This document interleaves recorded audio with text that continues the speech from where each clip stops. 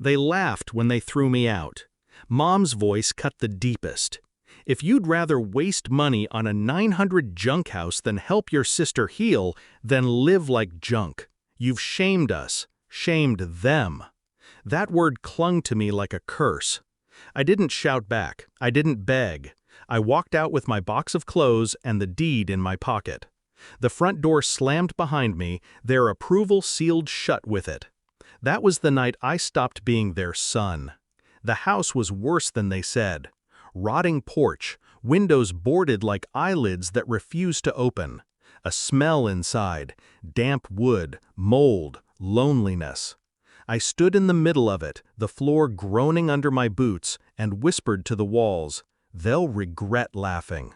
Because while my sister's wellness retreat drained them dry, I had something better. Land, bricks, silence, and a plan. Growing up, I was the dependable one. The one who fixed leaky pipes while Dad watched TV. The one who walked my sister home when her boyfriends dumped her. They called me steady, but steady is just another word for invisible. When I bought the house, I thought, finally, something of my own, something no one could take. Instead, they mocked me. Embarrassment, failure, fool. I swallowed every insult. I learned early, rage wastes energy. Silence stores it.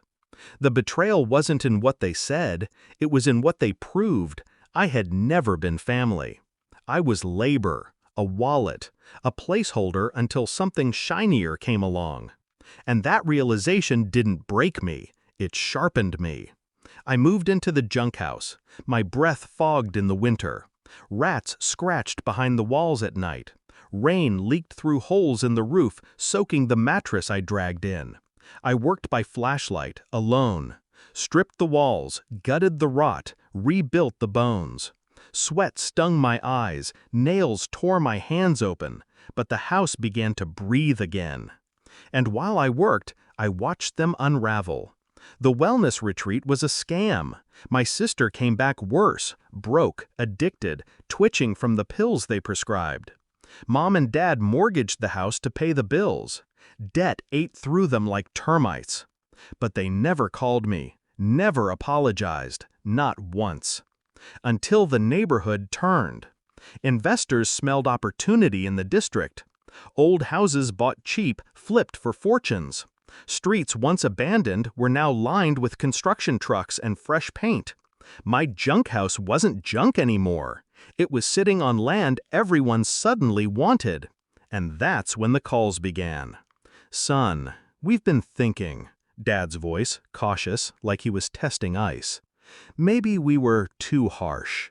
That house of yours, great location, we could work together." Translation, they were drowning. They saw my hand above the water and wanted to grab it, not to be saved, but to drag me under with them. I played along, calm, patient, the way a spider waits. I pulled permits, flipped walls into open space, installed new plumbing, solar panels, polished wood floors. Every paycheck went into the house. Every insult they ever gave me fueled another nail, another brick. Meanwhile, I fed them crumbs. "It's not much, barely livable. I doubt it'll sell." They nodded, satisfied, blind to the gleam in my eyes.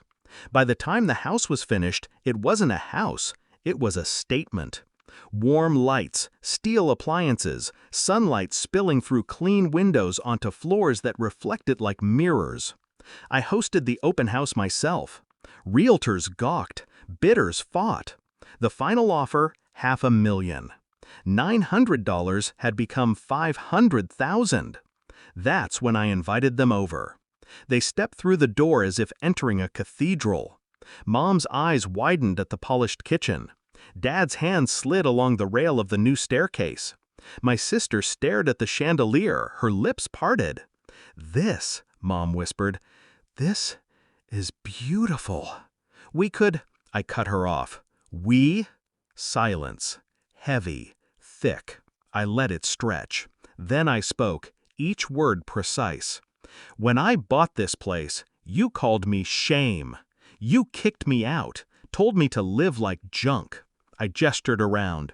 This is the junk you spat on. And now?